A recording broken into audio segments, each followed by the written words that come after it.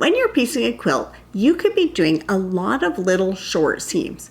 And chain piecing is a way to make that more efficient because you're not stopping and starting at the end of each seam. You're just stitching through continuously.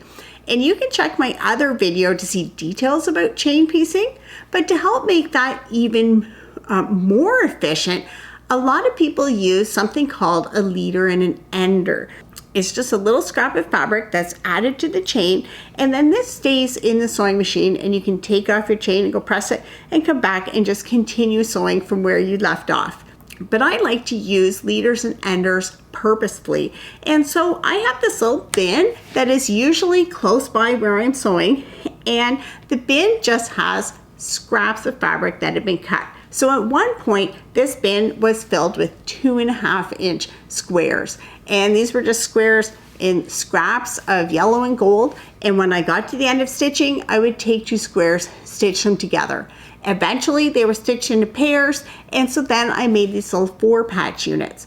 Then when my bin was full of 4-patch units, then I added on an orange 4.5-inch squares.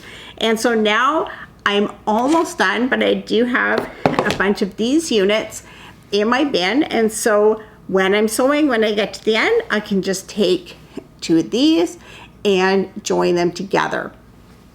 And I've had this bin for maybe a couple of years, and so you can see I have all these blocks made, and I've never actually sat down to work on this as a project. This is something that's only been done in between lines of other sewing. So if you do a lot of piecing, this is a nice way to kind of feel extra productive and get a little bonus quilt. This is really good if you do scrappy quilts, but it doesn't have to be a scrappy quilt. You can have whatever pieces you want for your bonus quilt. If you've never done this before, then using squares is a great way to get started. Just have a bin of squares, and anytime you're stopping a seam, just sew 2 squares together. Before you know it, you'll have a whole quilt top made. For more quilting tips and tutorials, be sure to follow Epida Studio.